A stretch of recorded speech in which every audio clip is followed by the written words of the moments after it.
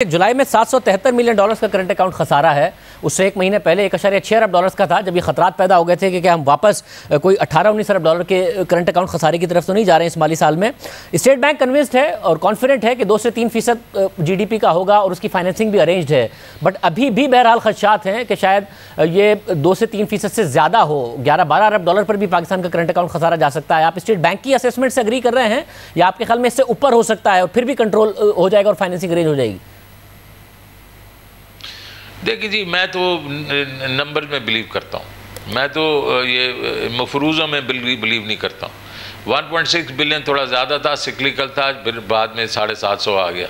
हमने तो बैठ के मैंने तो जितने भी इनफ्लोज हैं ऑफ डॉलर्स, उस सारे एवेन्यूज़ जो हैं इनको कहा है फोरकास्टिंग मुझे मंथली चाहिए और मैं फोर्टनाइटली उनको फॉलो अप कर रहा हूँ। जिसके बीच में आपके एक्सपोर्ट्स हैं, जिसके बीच में एक्सपोर्ट ऑफ सर्विसेज हैं, जिसके बीच में ये आपकी ये है रेमिटेंसेज हैं, जिसके बीच में आरडीए है, जिसमें आप ये करते हैं अपना एफडीआई है, और उसके बाद हमारी जो बायलैटरल वो इनफ्लोज हैं, उसके बाद मार्केट से हम जो ये सारे जब हमने ऐड किए तो तकरीबन 90 से 92 बिलियन डॉलर का हमारे पास इनफ्लोज हैं, जिसमें कंजर्वेटिव हैं क्योंकि आरडीए वगैरह को बड़ा थोड़ा लिया हुआ हमने, और इस तरीके से हमने एक्सपोर्ट्स को भी ज़रा जो है वो मॉडरेट करके लिया हुआ है।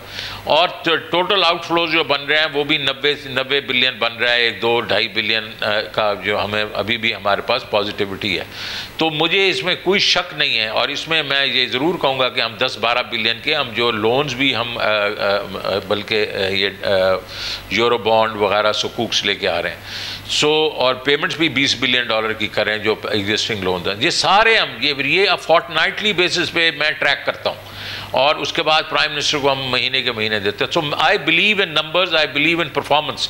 ये मफरूज़ों में मैं बिलीव नहीं करता हूँ। तो इसमें मैं ये आपको बता रहा हूँ कि इस वक्त वी आर वेरी कंफर्टेबल। ये 2 से 3% का अगर होगा वो इसलिए होगा कि इम्पोर्ट्स तो एकदम शूट अप करना शुरू कर देती हैं ऐसे जैसे इकॉनमी ग्रो करती है, और जो एक्सपोर्ट्स हैं वो आहिस्ता आहिस्ता बढ़ती हैं या थोड़ी रफ्तार उनकी कम होती है। और क्योंकि हमारे एक्सपोर्ट का बेस कम है, इज़ 8% ऑफ जीडीपी, और इसको हमने 15% पे लेके जाना है अगले 2-3 साल में, तो उसके बीच में जो है हमें थोड़ा सा ये करंट अकाउंट डेफिसिट ज़रूर होगा, बट इज़ मैनेजेबल। मतलब मगर एक नंबर है जो इस वक्त मुसलसल गिरता नजर आ रहा है और वो रुपए की वैल्यू है। स्टेट बैंक नहीं इंटरवीन कर रहा है, 166 रुपए से भी नीचे गिर गया। अब उसका एक जो आउटकम हो सकता है वो इन्फ्लेशन पर हो सकता है कि इंपोर्टेड इन्फ्लेशन पाकिस्तान में आए। अप्रैल में 11.1% थी, अप्रैल में कम होकर 10.9 हुई, जून में 9.7 हुई और फिर जुलाई में और कम होकर 8.4% हुई। तो एक जो नज़र आ रहा था कि एक डाउनवर्ड ट्रेंड है, ये वापस राइजिंग साइड पर नहीं चली जाएगी जितना तेज़ी से रुपया गिर रहा है? ये कंसर्न नहीं है आप इस हवाले से? नहीं जी, देखें, इसका कंसर्न तो ज़रूर होता है। जैसे रुपया गिरता है उसके बाद और प्राइसेस पे जोर इसलिए भी आता है कि इंपोर्टेड इन्फ्लेशन है ये, क्योंकि जिस वक्त आप इस वक्त नेट इंपोर्टर ऑफ फूड बन गए हैं और वीट आप इंपोर्ट करेंगे उसका इफेक्ट आएगा, शुगर पे आएगा, दालों पे आएगा, घी पे आएगा, तो ये आएगा तो ज़रूर। लेकिन हम ये चाह रहे हैं कि इसकी बाकी जो फूड इन्फ्लेशन है उसको, उसमें जो मार्जिनस हैं ये मिडिल मैन के, इनको ज़रा कम करके उस साइड पे कोई कॉम्पनसेट करें, और सो होपफुली जो है इसमें ज़्यादा डिटीरिएशन नहीं होगी इन्फ्लेशन में। और हम ये भी मतलब उम्मीद रखते हैं कि इंटरनेशनल प्राइसेस जो इस वक्त पूरी डेकेड के हाईएस्ट लेवल पे हैं, ये आहिस्ता आहिस्ता नीचे आना शुरू होंगे। इस वक्त हमें जो इंडिकेशन मिल रहे हैं कि यूएस के बीच में ये प्राइसेस ने अभी एक किस्म से डाउनवर्ड ट्रेंड करना शुरू कर दिया है। तो होपफुली ये जब आएगा तो इसको ये इवन आउट करेगा। बट हमारे रिस्क इन्फ्लेशन में हैं, और वो रिस्क ये हैं कि ऑयल प्राइसेस का भी हमें कोई पता नहीं है अभी इस वक्त किस साइड पे जा रही हैं और वह नीचे आएंगी या नहीं आएंगी। और कमोडिटी प्राइसेस के बारे में मैंने आपको कह दिया। मतलब मगर होलसेल प्राइस इंडेक्स है, उसके मुकाबले में जो सीपीआई है कंज्यूमर प्राइस इंडेक्स, उसमें डिक्लाइन ज़्यादा आया है। अप्रैल में 16.6% था होलसेल प्राइस इंडेक्स, सीपीआई 11.1 था। अब मगर जुलाई में 17.3 है होलसेल प्राइस इंडेक्स और सीपीआई 8.4% है। क्या मार्जिन रिटेल लेवल पर कम हुआ है या कहीं से नंबर मिसलीडिंग है इस वक्त जो सीपीआई का नंबर रिपोर्ट हो रहा है? देखें, होलसेल में जो ये अभी मार्केट से होलसेलर की जो है, एक तो वहाँ बहुत बड़े मार्जिनस हैं।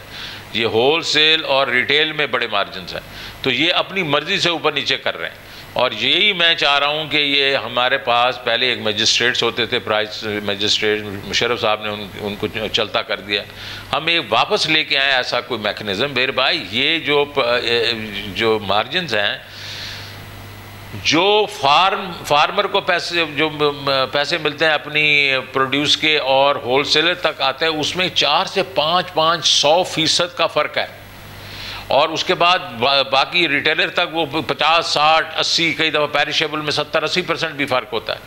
तो ये सारी चीज़ें जो है इसको हमें स्क्वीज़ करना ना, इसका इंस्टीट्यूशनल तरीका तो यही है कि हम जो ये एग्री मॉल्स क्रिएट करें जहां हमारा प्रोड्यूसर और हमारा जो बायर है वो उसको हम इकट्ठा करें और ये हज़ारों के लिहाज से बना दें। जिस तरह के फूड डिपार्टमेंट स्टोर्स होते हैं दुनिया में, तो वो हम क्रिएट करें। उसमें टाइम लगेगा। हम कमोडिटी वेयर हाउसिंग करें, हम कोल्ड स्टोरेजेस क्रिएट करें, उसमें टाइम लगेगा। लेकिन in the mean time administratively हम इनको ज़रा थोड़ा टैकल करें। लेकिन end of the day Shahzeb भाई, फूड के ऊपर हमें फूड ज़्यादा प्रोड्यूस करना पड़ेगा। हमारे एग्रीकल्चर निगलेक्टेड था, उसमें अब हम पैसे खर्च कर रहे हैं। होपफुली हमारी क्रॉप्स वगैरह अच्छी होंगी तो प्रोड्यूस अच्छी होगी तो प्राइसेस भी थोड़ी अच्छी नीचे आएंगी।